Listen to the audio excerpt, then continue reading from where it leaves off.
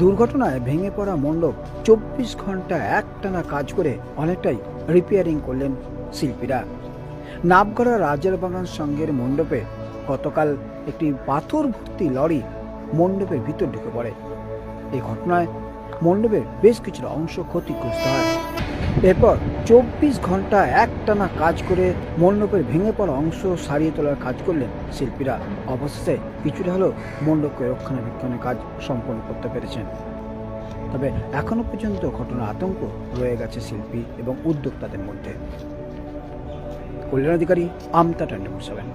কাজ হচ্ছে পারডে রাত 1টা অব্দি কাজ হচ্ছে। এখন হঠাৎ কালকে অ্যাক্সিডেন্ট কেস, মানে অ্যাক্সিডেন্ট হয়ে গেল, গাড়ি প্যান্ডেল মণ্ডপ ভেঙে দিল। একটা মাল বোঝাই মানে পাথর ভর্তি গাড়ি এসে প্যান্ডেলের মধ্যে ভেঙে ঢুকে গেল। সেই জন্য আর ফেঁসে গেছে পুরো। আমাদের 3 জায়গায় কাজ হচ্ছে, এখন কারিগর পাওয়া যাচ্ছে না, তার মধ্যে আবার এইরকম পরিস্থিতি। অনেক চিন্তার মধ্যে আর কি করে মণ্ডপটা ছাড়বো, হাতে খুব কম।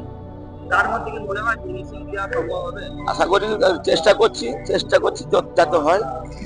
আরো কারিগর বাড়ানোর চেষ্টা করছি। আর মানে যিনি মালিক, সে বাড়ি গেছে মানে কারিগর আনতে, কিভাবে বাঁচানো যায়।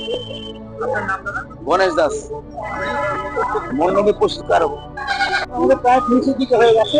আমাদের তো চতুর্থীতে মানে সোমবারে উদ্বোধন আছে, সেই জন্য এরা দিন রাত ধরে কাজ করছে। কিন্তু হঠাৎ করে একটা অ্যাক্সিডেন্টালি হয়ে গেছে, আর কিছু করার নেই। তবে ওনারা বলেছেন যে আমরা আপনাদের উদ্বোধনের আগে আমরা ফিনিশ করবো।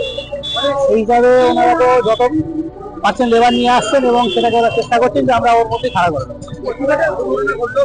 একটা 16 টাকা লরি ছিল স্টোনশিপে, সম্ভবত ড্রাইভারের মিস্টেক, উনি ঘুমিয়ে পড়েছিলেন বা কিছু একটা ব্যাপার হয়েছিলেন, যাতে উনি আর কন্ট্রোল না করতে পেরে এখানে ঢুকিয়ে দিয়েছে। তো যা কোনো দুর্ঘটনা সেরকম কিছু হয়নি, তাহলে আমাদের প্যান্ডেল তরফ দিয়ে গেছে। তা ওনারা বার করে দিয়েছেন, এবার ওনার সাথে কথাবার্তা চলছে যে দেখা যাক কি করা যায়।